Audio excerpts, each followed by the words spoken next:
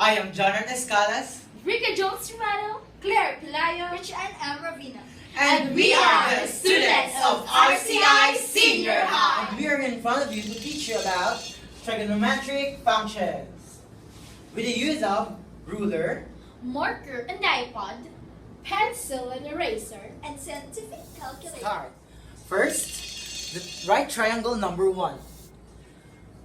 The one side of the triangle measured 4 centimeters, 4, and then the other side is 3, and the longest side, which is the hypotenuse, is doesn't have any measurement. So we should find the measurement of this hypotenuse, and with the use of Pythagorean theorem, a squared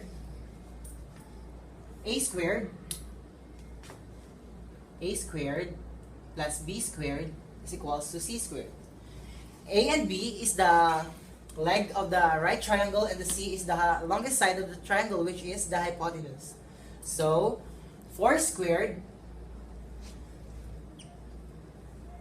plus 3 squared is equals to C squared. 16 plus 9 is equals to C squared.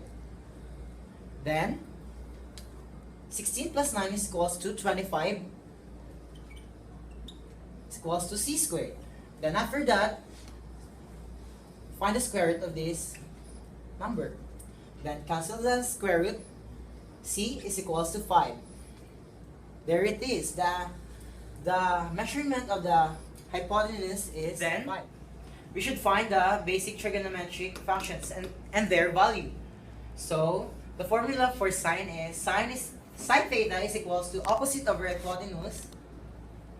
Then cosine is equals to adjacent over hypotenuse. Then for tan is opposite over adjacent. And their reciprocal is cosecant, secant, and cotangent. Hypotenuse over opposite. Secant is hypotenuse over adjacent. Then cotangent is adjacent over opposite. So we should find the basic trigonometric function. So the theta is here. Then the opposite of theta is 3. This is the opposite, and the hypotenuse is the longest side, which is 5. 3 over 5.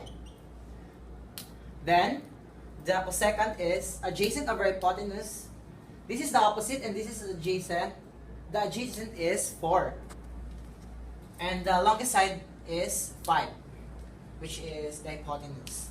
Then, the tangent is opposite over adjacent. The opposite of the theta is 3 over the adjacent side is 4. Then, after this, we should find the reciprocal of these functions. So, the cosecant is 5 over 3. The secant is 5 over 4. Then the cotangent is 4 over 3. Then after this, we should find the theta and the beta. So we should use the sine theta for this measurement. Sine theta is equals to 3 over 5. Sine theta. 3 divided by 5 is equals to 0.6. Then shift and sine is equals to 36.869. And we should round of it from the nearest hundreds. It's 36.87 degrees. And this theta is 36.87 degree. Then let's find the measurement of this angle by just subtracting it from 90 degrees. Sine beta is equals to 90 degrees minus 36.87 degrees is equals to 90 minus 36.87 is equals to 53.13 degrees. And that is the answer of this angle. Let's go to the second example, which is number 2. The hypotenuse is 8, the one leg is 6, and the other leg doesn't have any measurement. So we should find it first by Pythagorean theorem. First, a squared plus b squared is equals to c squared. Because c squared is here, and the a is 6, and the b is, there's no measurement. So c squared minus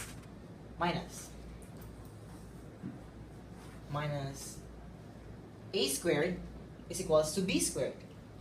C, which is 8 squared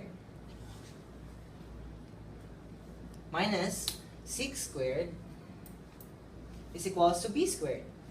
64 minus 36 is equals to b squared. 64 minus 36 is equals to 28. Is equals to b squared.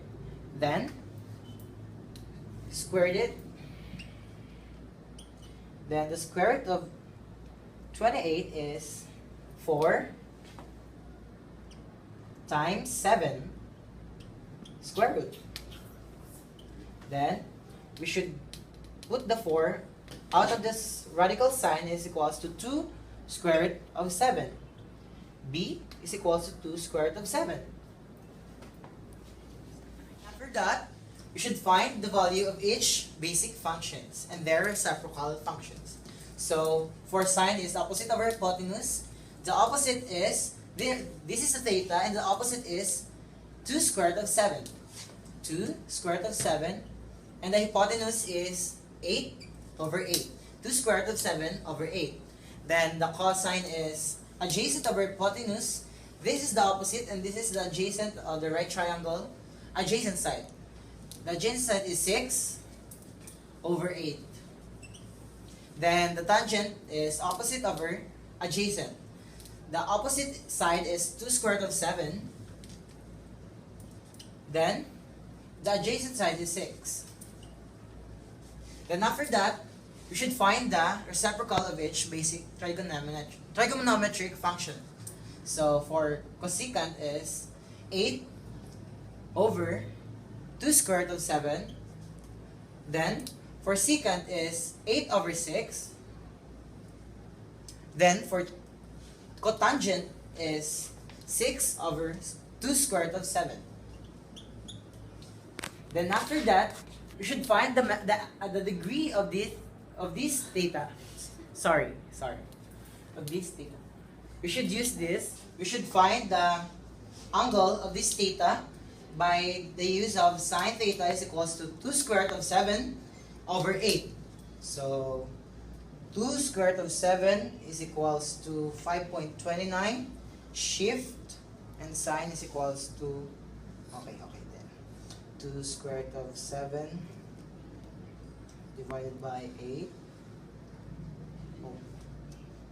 2 square root of 7 is equals to divided by 8 is equals to shift sine is equals to 41.409 degrees, and round it for the nearest hundreds is 41.41 degrees. This is the measurement of this angle. It's 41.41 degrees. Then we should find the sine beta for this angle. So we should minus it from 90 degrees minus 41.41 degrees. 90 minus 41.41 is equals to 48.59 degrees. And the answer of this angle is 48.59 degrees.